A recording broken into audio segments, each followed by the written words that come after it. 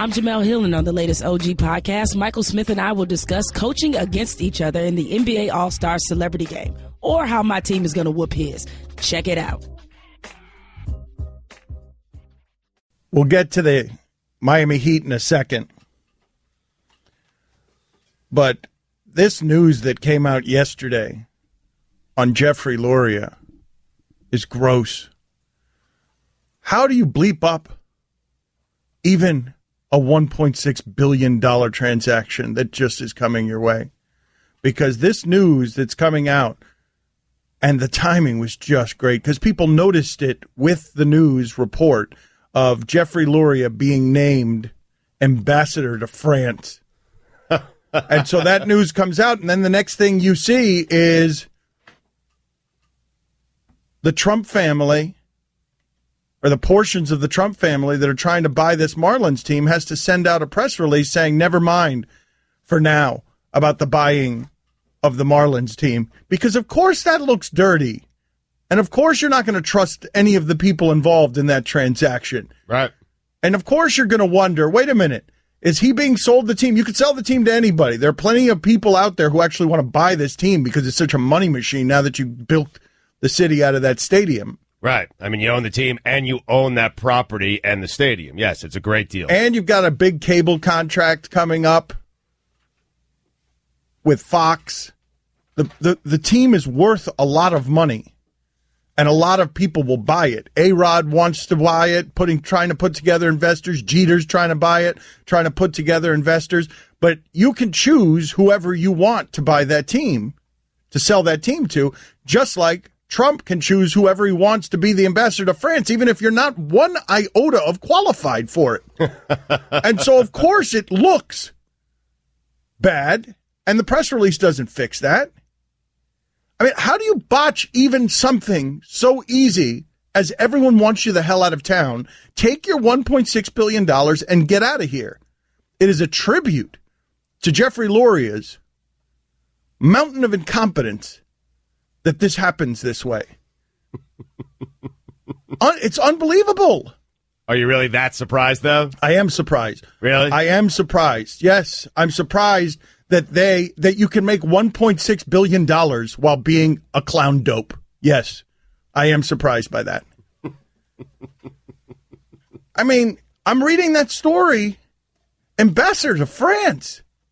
And it's just because he wants to be important. It's the same reason he owns this baseball team. He just wants to feel important. So instead of being the owner of the baseball team, which makes him feel important, he could be the ambassador to France, which makes him feel important. More important, probably. Probably. Yes. He's an ambassador. I mean, owner of a baseball team or an ambassador to France? Which sounds more important? Well, I mean, which sounds more like something he would want? I'd rather be the owner of a baseball team. You'd rather be the owner of a baseball team. Go ahead and put it on the poll. I think, Guillermo, this is going to come back at Le Batard Show. Which would you rather be, owner of a baseball team or ambassador to France? I think everybody in our audience is picking owner of a baseball team. Ambassador to France does sound more important. Go ahead and name all the ambassadors to France in the history of this country. What the hell does that person even do? He just goes over to France. He just wants trips to a museum. It's just to boost his art selling business, right? I'd love to know the conversations happening behind the scenes here that result in all of this. Let's talk about happier things. I don't want to talk about this. Man, how do you botch just take your $1.6 billion and go to France? That's fine. Go further to hell if you could. But France is fine. If you want to detour in France before going to hell, that's fine too. Ambassador to hell? Yeah, yes. Yes. Yes. I like that. Guillermo, put that on the poll. Should we make Jeff Loria the ambassador to hell? Who else is in that discussion? Because I have Art Briles. O.J. Simpson? Oh, hell no. That's a hard pass from us. We don't want any of that.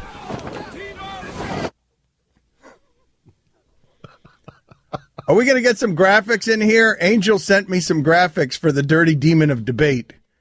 And the Dirty Demon of Debate, instead of actually having smoke when he comes out, because he's got a red light. That's all he's got so far. He comes in out of the side of the screen with tiny little pterodactyl arms or tiny little T-Rex arms. Right. But you've been clamoring for some smoke with this bit. I'm with you. I don't know what's going on. Well, Mike says we have all sorts of fire hazards and all sorts of issues that we can't do smoke machines, we can't do a fire extinguisher, we can't get a guy in here to just blow smoke in his face, cigarette smoke in his face. Right.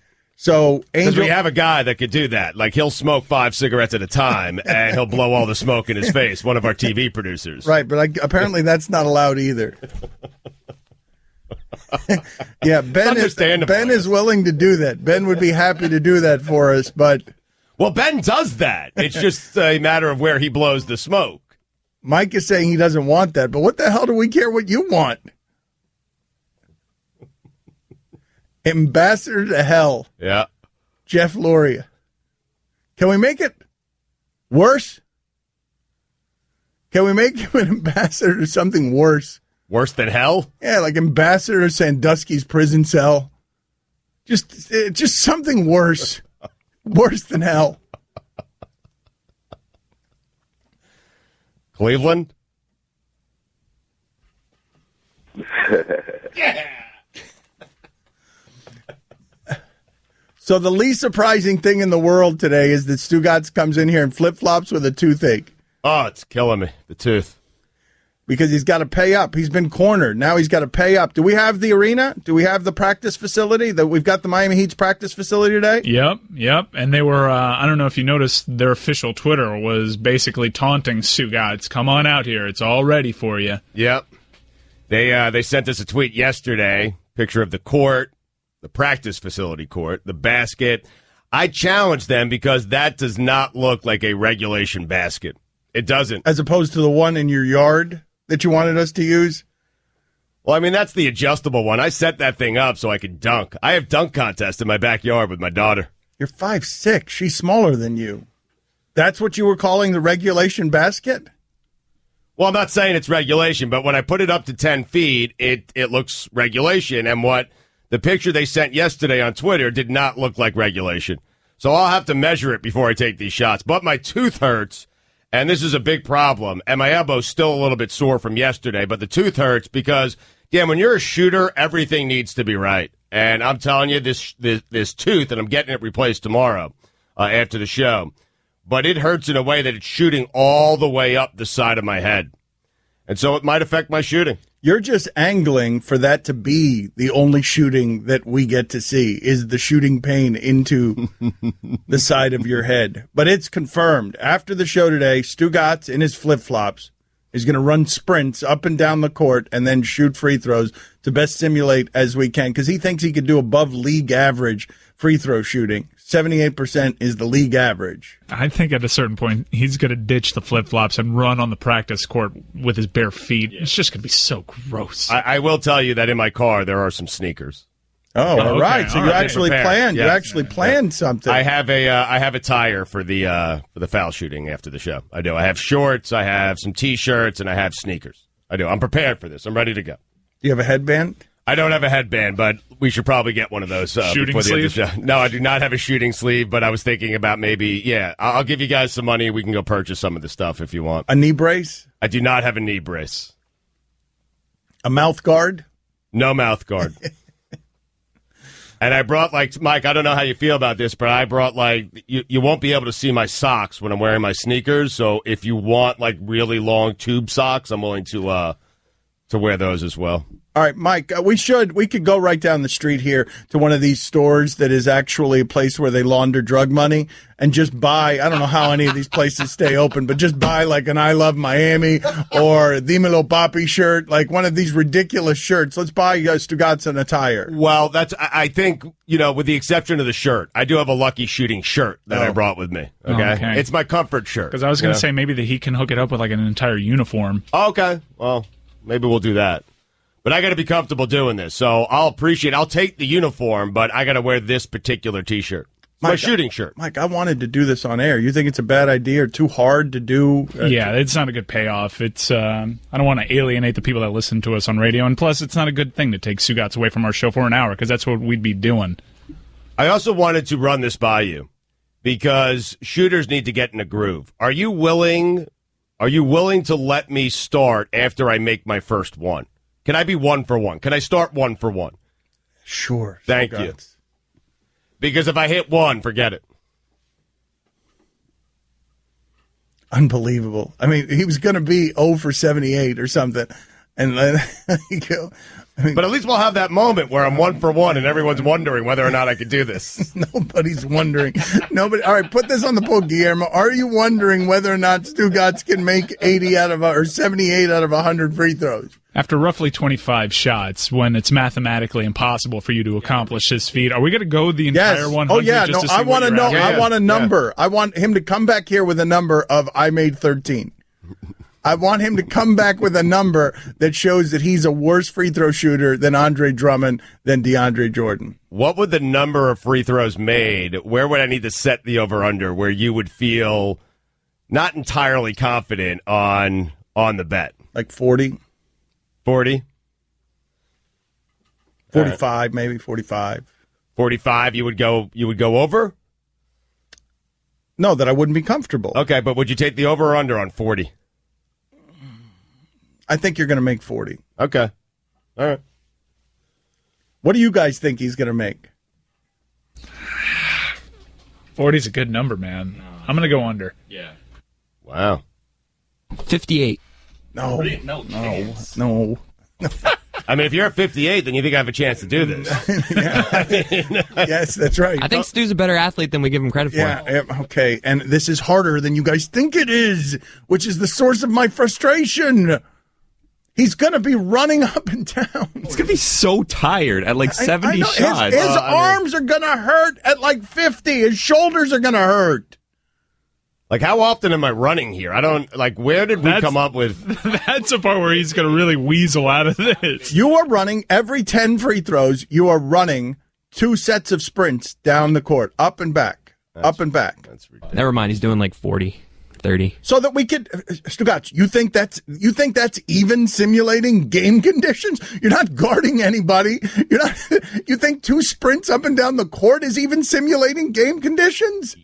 But when you say 2 sprints, you're saying up the court, back down the court, and then start shooting again. No, up, back, up, back. Oh, man. But I can go at my speed, whatever speed I want. No, he said sprints. All right.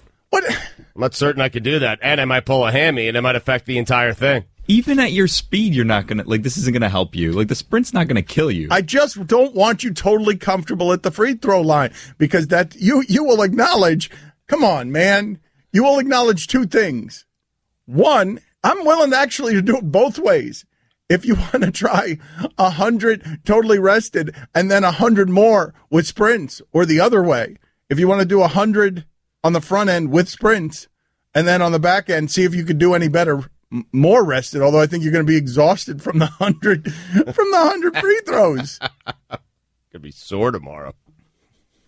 I find it maddening.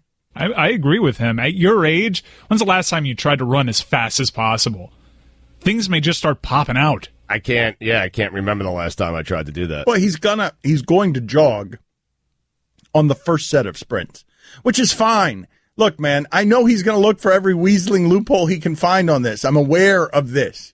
But we'd all agree, right, that Stugotz running down the court once or twice is not simulating NBA game conditions. But for some reason, you guys think that. I remember seeing John Amici. I just don't think you guys understand the athletes that these guys are, even as you watch it all the time. I remember seeing John Amici run on a treadmill. This is a 6'11", 260, 70-pound man who was running on a treadmill at a 10.0 for an hour. 10.0, not 6.0, not 7.0, 10.0. Got off it, wasn't even breathing hard. Yeah, which is why I think the sprints are going to kill Stugotz, because his heart rate after one sprint is going to be higher than LeBron James's heart rate has ever been. Right. I mean, you are running the risk of ruining the entire event here. I could get hurt doing this. Mike is right if I'm in an all-out sprint. I'd rather simulate Dwayne Wade game conditions. That's fine. Rocket Mortgage by Quicken Loans proudly supports the Dan Le Batard Show. When it comes to the big decision of choosing a mortgage lender, it's important to work with someone you can trust who has your best interest in mind. With Rocket Mortgage, you'll get a transparent online process that gives you the confidence you need to make an informed decision. Skip the bank, skip the waiting, and go completely online at quickenloans.com/Stugotz. Equal housing lender, licensed in all 50 states, NMLSconsumeraccess.org number 3030. Dan Le Batard. Stu, just because you have a cough button, which works, by the way, doesn't mean you have like the liberty to just cough as loud as you possibly can, because there are other mics that aren't hitting a cough button at the same time. So if you need to cough or clear your voice, just try to do it a little more discreetly. Okay. Gotcha. Stugotz. I thought when you hit this cough button, it mutes your microphone. That's what I thought. It does, but you're so loud and vile that other microphones are It's picking it up. such a loud cough that all the microphones pick it up. And this is only, I don't know, the 40th time we've mentioned it to you. Sorry about that, Dano.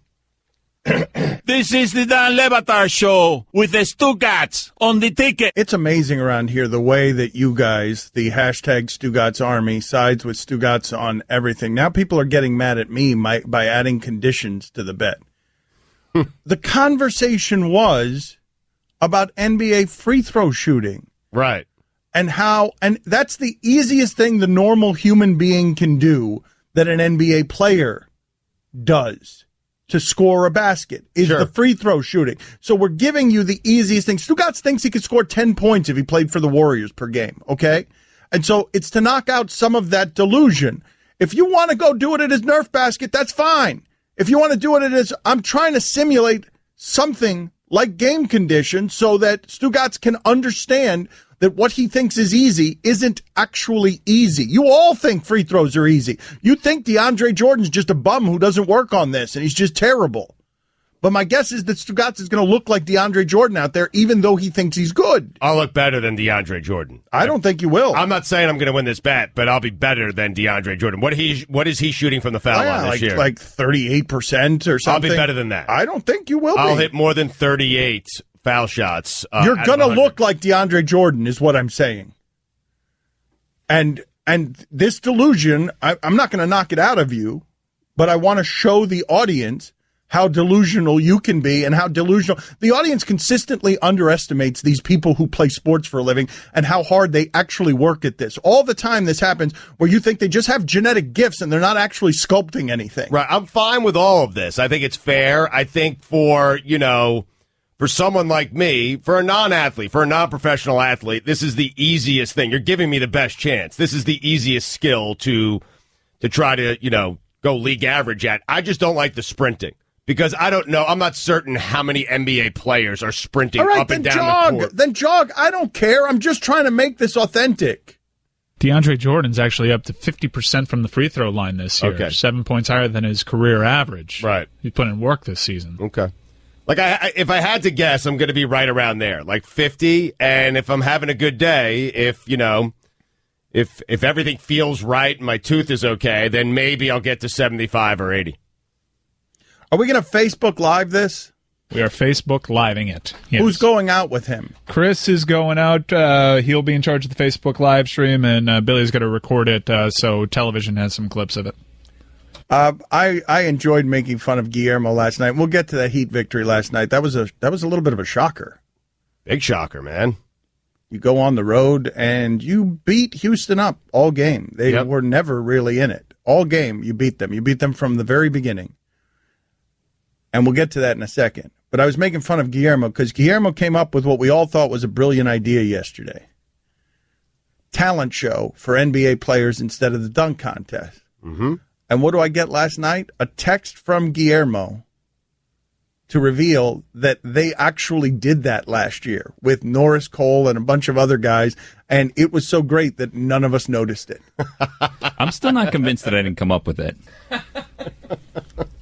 We all reacted. None of us knew that this talent contest, who was involved in last year's talent contest? It was Norris Cole was doing something. Victor Oladipo was singing. I saw that this year Chris Bosh is going to be in it. They're doing it at 5 on Saturday. He's playing the guitar. Someone's playing ping pong. And then there's a lot of, rapping going on. But I'm still not convinced I didn't come up with it, Dan. Okay, but what I really enjoyed texting you, because this actually happened yesterday. This is an actual thing that happened. Nobody on our crack production staff noticed that the All-Stars and basketball had done this before because they were all too busy counting their Employee of the Month bonuses and throwing paper airplanes. That's something that actually happened here. We were looking up talents. Yeah, roller skating. We were looking up talents. I was doing the airplane. Yeah, you were. And counting your money. No, I wasn't doing that. No. The talent show they're putting on is not as good as the talent show we'd put on. You'd agree with that, right? Yeah, Rajon Rondo roller skating is better than Victor Oladipo singing. I'm amazed that they did this last year, and not only none of us noticed this, but nobody on Twitter. I mean, Vulture Land. No one noticed that they did this last year to correct us. Not a single That's amazing. text or tweet. Someone sent me, I got multiple videos with the greatest paper airplane throw of all time, but I got nothing on the hidden talent competition. That was amazing. Mike brings up a good point here, because when we make a mistake, you guys bury us. And none of you even noticed that we were coming up with an idea that not only had already been had by someone else, they did this last year. I have a theory. You may think it's a little crazy, Dan. Time travel.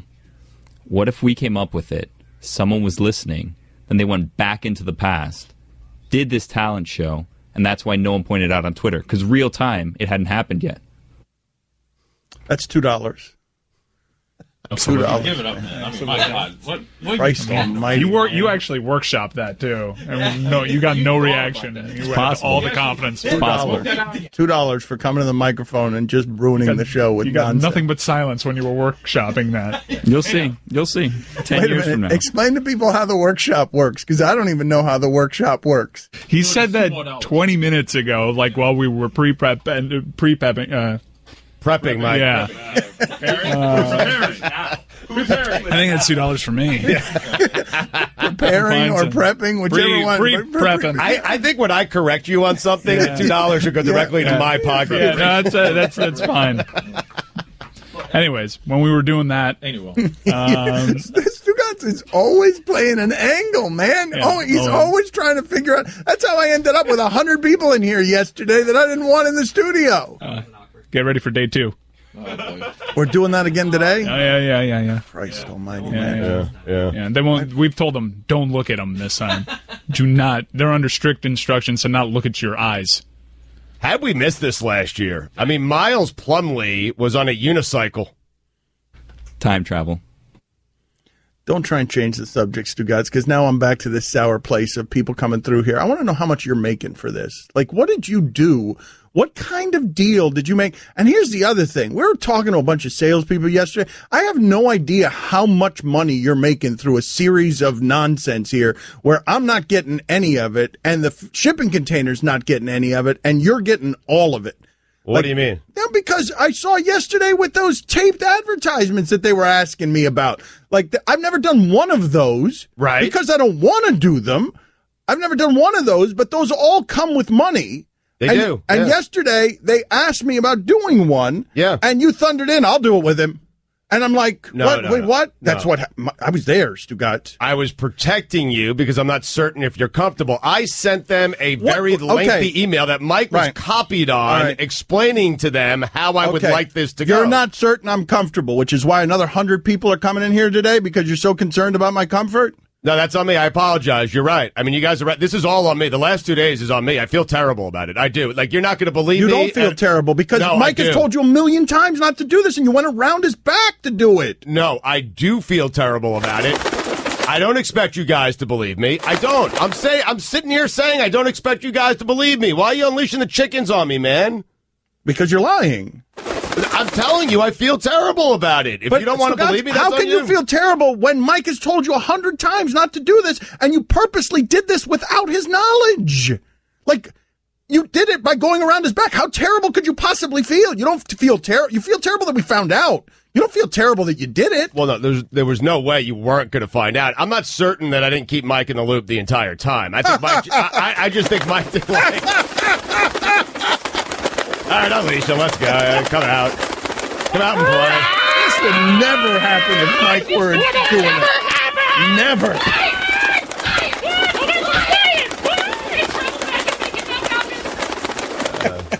Deserved. I mean, whatever.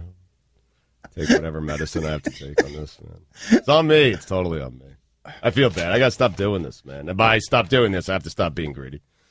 I mean, that's never going to happen. But the tape commercials, I don't know what you want me to do there, man. No, because you do things like this, it makes it hard to believe anything you say after that.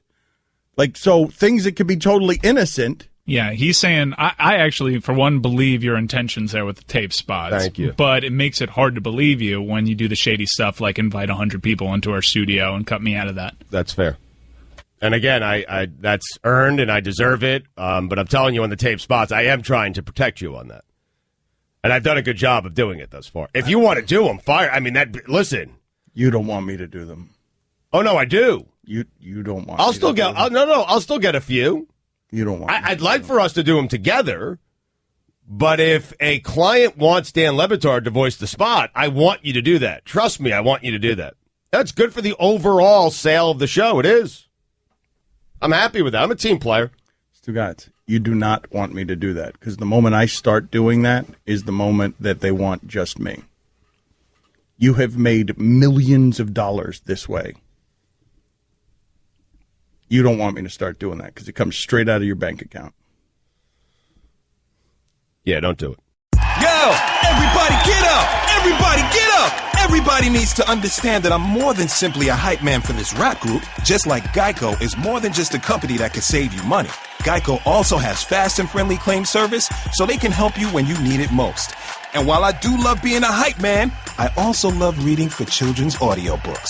Like Little Bo Peep, she lost the sheep, and she don't know where to find them.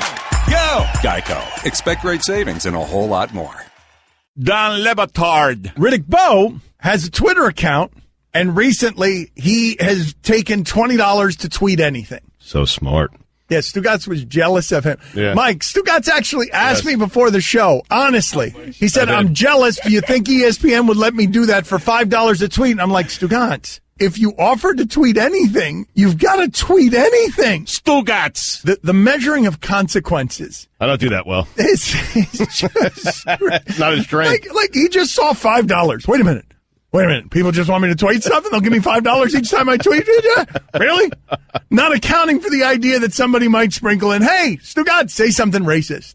Or say something about a colleague that would be intensely personal and flammable and get you fired. No, I'm not going to do that. I charge $25 for that. This is the Dan Le Batard Show with the Stugotz on the ticket. You have been especially useless today. We're talking about free throws, man, like the charity stripe. And because it's right in the middle there, I said between 70 and 80. I remember it like it was yesterday. Remember Bob Sura? I do, yes, remember Bob Those Sura. great Florida State teams with Charlie Ward. It's the good old days. You would prefer an old-timer over, a modern-day, a current-day athlete any day of the week. Put that on the poll, Guillermo. Do you think of John Stockton as a good defensive player? A lockdown defensive player. I told you, I am in anytime, anywhere. If my wife thinks she's getting a ring and then ends up with some sort of goat, she's gone. As bad as you are at this, having this Tourette's, this nickname Tourette's that you have, right? You've never been worse at it. Wasn't Havlicek a six-man? Hondo? Ilgauskas, number 100. Wow. Big Z. Kenyon Morton, 57. Kmart. Hank Goldberg, old guests. The Hammer. You think of Chris Paul as a solid defender, right? CP3. All the Russians on that team. I think of it like Vinnie Johnson. The microwave. Jamal Crawford. Jay Crossover. Keith Van Horn. Horny. Put that on the poll, Guillermo. Did anyone call Keith Van Horn horny? Van Horny. You guys got to find that archaeologist or archaeologist clip. Archaeology and archaeologist clip. Wow, that's twister. funny. Yeah. It's a tough one, man. You got to find that from yesterday where Stugotz, was it yesterday or 2 days ago, where Stugotz kept stopping and starting on the word archaeology. 2 days ago. Got to find that, play that. That's quality material. Some of you are objecting by text to the dollar amount I threw out there. I don't know how much money. I've cost myself a lot of money not doing reads over the last 15 years. I don't know if Stugotz has gotten all of it. Right. But he's gotten some of it. Well, how long have we been doing the show now? I don't know. 13 years or so? Something like that. I would say you've certainly cost yourself. Locally, it's different than national, but I would say you've certainly cost yourself probably north of $1 million. So I don't know who gets that. The company? Well, no. I mean, sometimes the deals will just die because you're not willing to do anything. So sometimes it goes to another radio station. Not all to me. I mean, maybe half of it. I mean, maybe 75%. Fine, all of it's gone to me. I'm looking into the other studio, and they don't like this talk at all. This money talk. I'm looking at them. They're like, why don't I make more? As they're busy yesterday throwing paper airplanes and counting $100 bills while not looking up that there was a talent show at the NBA All-Star game yet, but coming up with good ideas like time travel. We know why no one knows there was a talent show yesterday, Dan. Time travel. Where's your money? Put your money down here. And a couple people owe money, no? Yeah, Mike owes money for... Do you have change for 100? Counting since yesterday. You would agree, though, if time travel was a thing, that at some point, right, someone would have to invent it. So there'd be a bubble between the time when it was invented and the time that it hadn't occurred yet, right? Why are you assuming that time travel is a thing? Well, I'm not. I'm just saying it's a possibility. You can't discount it. We could be living in the bubble right now before it's been invented, but after it's already appeared. Are each one of these a fine? What Guillermo's doing? Because whatever money Dan gave you yesterday, you should just put it back in here. He's getting his money's worth, man. All right, Rockets and Heat last night. What would you identify as the greatest coaching challenge that Eric Spoelstra has? What would you look at and say, that's his hardest job? Getting Whiteside to buy in every single night. Yep. That's it. That's what you believe. That's what I believe. That's what the Heat believes. He was great last night. Mm-hmm. He was great last night. He wasn't against Orlando. No. And that's weird. It's a weird thing with him.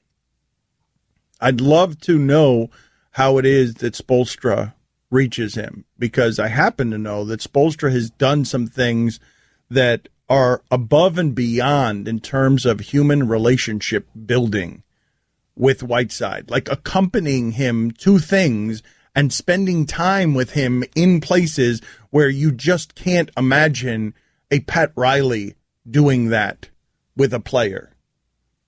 Love that, man. That's very cool that Spoelstra does that. But I wonder if it's working.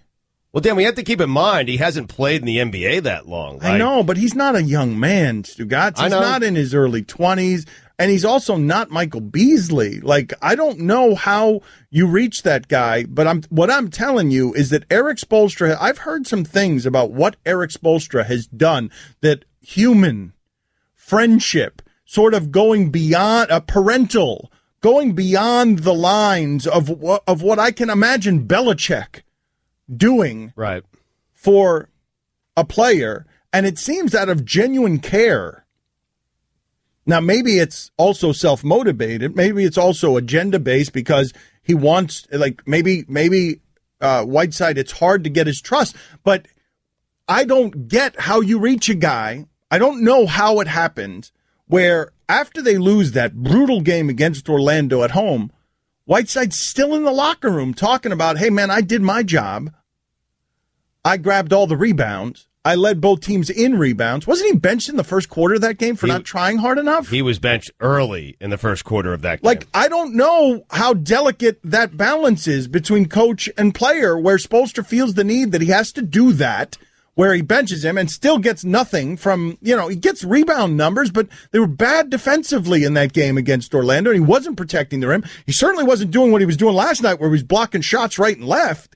I mean, that may have been his best game of the season last night. But I wonder, like, is the benching what reaches him? Because he's in the locker room after that game talking about, I did my job, and you don't seem to understand your job if you think you did your job. Maybe. I mean, it's not a huge sample of Hassan Whiteside down here, but it's getting larger, and his best stretch of basketball last year was after they made him come off the bench, and he had to eat crow a little bit. People will look at that box score, the Orlando one, and see 5 of 7 shooting, 12 points, 19 rebounds, 2 steals, 2 blocks. It's a lie. That stat sheet is a lie. I was going to say it's an absolute lie. If you watch the game, and I did, if you watch the game, he looked so bad in the first quarter, and the Heat got off to a little bit of a bad start, and I don't know how you reach him. I think Spo's doing all the right things, and it can be both. He probably has an agenda because he's the coach and it's his job, and he genuinely cares about his players, and Hassan Whiteside, who's his star player. I can't tell you the stories because they violate some things, but when I heard one of the stories about Hassan Whiteside and Eric Spoelstra, and Spoelstra like going somewhere and spending a night with Whiteside, like leaving his fiancée, leaving whatever life he has to go spend the evening with Whiteside. That's not something a coach would usually do. And, I mean, Spoelstra knows how important Whiteside is to all of this, but if that kind of stuff doesn't reach him, and if benching him in the first quarter against Orlando still has him after the game saying, I did my job, I just don't know how it is that you take a, what is he, 27-year-old man? Yeah, he's 27. Yeah, super nice of Spo to go to Chuck E. Cheese like that. Chuck E. Cheese closes early, Mike. Why do you have Chuck E. Cheese being open all night? Workshop and that or Dave and Buster's, but Chuck E. Cheese was funnier. Chuck E. Cheese is funnier. Good call, guys. Destroyed that joke, Dan. I love the idea of Hassan Whiteside being just thrilled by the giant bear playing a tambourine. He goes to the manager. Here's $10,000. Keep the party going. No, the bear's Dandy Bear. There's a good story there for an intrepid journalist to write about Hassan Whiteside. I would love to read a long feature about Hassan Whiteside and sort of all the quirky things that you have to do to gain his trust because he can be childlike. There was a time where you would chase that story, huh? Yes. Yeah. There was a time. Now I'm too busy here sitting next to you, guffawing and gasbagging all day. It's easier. It is certainly easier. And it's more fun. Send Pablo to do that story. Pablo likes doing those kinds of stories. Pablo, oh, wow. Fats and Info just shook his head saying he'd write a long story. Still haven't gotten through that LeBron story. Started last night. Yeah. It's a long story about LeBron and business. Yes, Pablo also yammers in print. Your job is guest prep, Chris. Read it. And Pablo's coming on with us today. Chris hasn't gotten through that story yet. I can't even blame him. Did I tell you the first time that I realized that everything was changing? Before Twitter, I don't know if I told you this story. Before Twitter, before all this attention span nonsense, before iPhones, before this entire sociological phenomenon or societal phenomenon of us being more connected to devices than ever before and more disconnected from each other than ever before, I wrote a long story, ESPN the magazine. This was back when magazines mattered. Do magazines even matter now? No. What is the most successful magazine right now? Time, New York Magazine, maybe the New Yorker. I don't know.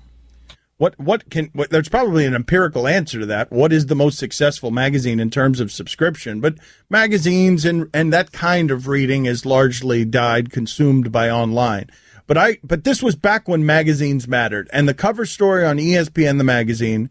And ESPN the magazine was making a hard charge for Sports Illustrated, and Sports Illustrated was the gold standard, but ESPN the magazine was doing a lot of great stuff. This was like a crossroads in my career and just in sports journalism from a symbolic point. And I'm in the PTI offices, and PTI is just starting to get off the ground and just starting to get popular. And I wrote this cover story about Edgar and James. And Edgerrin. That is a fine? That's a fine. Oh, man, I fixed it. I fixed it. So only $1. Edge. Edger and James. Egg.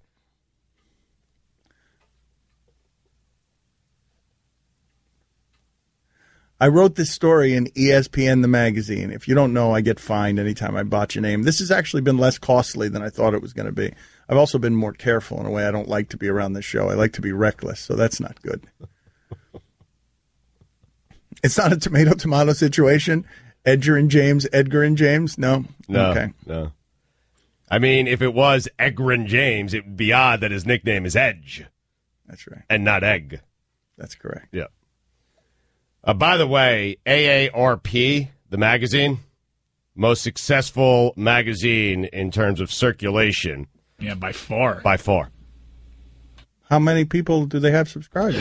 I don't know. I don't even know if they have a subscription-based model, but it's 23 million are in circulation. That's by far the most. Guillermo, can you put that on the poll? Did you know that AARP was by far the most circulated magazine in America? They have the top two, actually, because AARP Bulletin is second on the list that I have, and then it's Better Homes and Gardens. Yeah, Better Homes and Gardens is like the first like traditional magazine because Costco Connection, that doesn't really count either. Game Informer right after Better Homes and Gardens.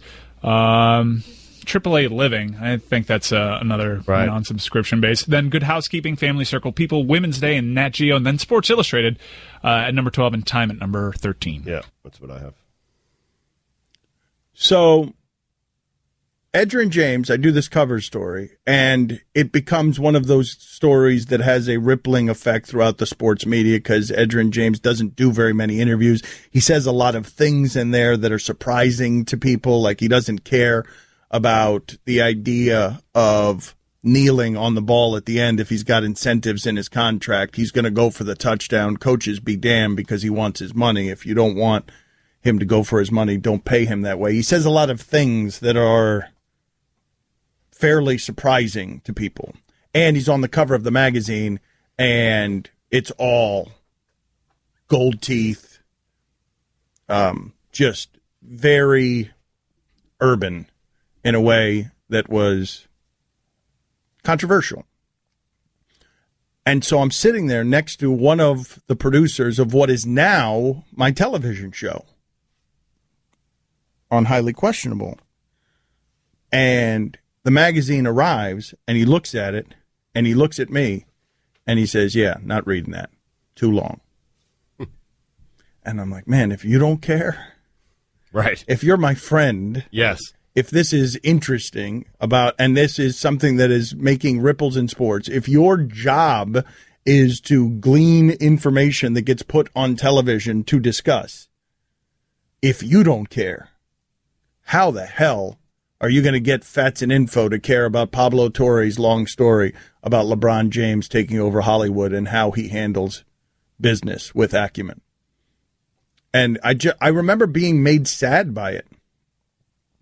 The inevitable evolution of things in a way that I was like, oh, man, I'm not going to be able to do this anymore. This is going to die. Like, I've got to figure out other things to do. This isn't going to work. This is not something because all I wanted to be ever was the columnist at the Miami Herald. That's all I ever wanted to be. And I had arrived there and I thought I was going to do it for the next 35 years. And I'm looking around and I'm like, oh, this isn't going to work. This isn't going to evolve well.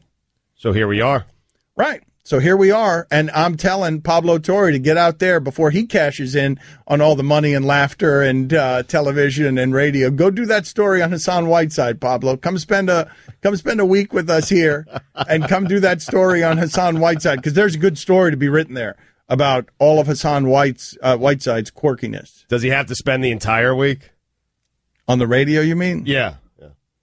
A show or two is fine. Do you guys remember that cover of Ed James? Yes.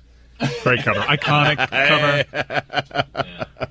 Iconic cover. Most memorable part of the piece. Iconic story. It was a badass cover, wasn't it? Oh, yeah, man. Yeah, badass story. You could go ahead and Google. What did the time traveler whisper back there? Cover's the most memorable part. No, that's true. That's true. Boog also told me I'm not reading that. Boog! It's amazing. Right? Yes. So you're telling Pablo to get this story in before he stops caring. Well, because it's not that I don't care. I do care. It's just I traded one kind of work for another. I actually didn't do it for the reason that most people gravitate toward the cotton candy, which is just money, celebrity, and glory. I did it for laughter. I traded that kind of hard work for laughter. I wanted to laugh communally at work because writing's so lonely. Pablo's story is 18 pages long. It's a magazine in itself. Mm-hmm. I mean, how he took over Hollywood, he ripped off Plinko. I mean, that's what he did, honestly. Plinko. Yeah. It's a good story that's a little more informed than the opinion you two just... If you say so, I mean... Bet you, that's a synopsis. Ripped off Plinko. Do you bet me that? Is that right? Is that right? Yes. That's the headline. How LeBron James ripped off Plinko. The NBA All-Star Game this Sunday. Here's Curry behind the back. Half-court heave on its way. And he hits it! Coverage begins Sunday at 7:30 Eastern on ESPN Radio and the ESPN app.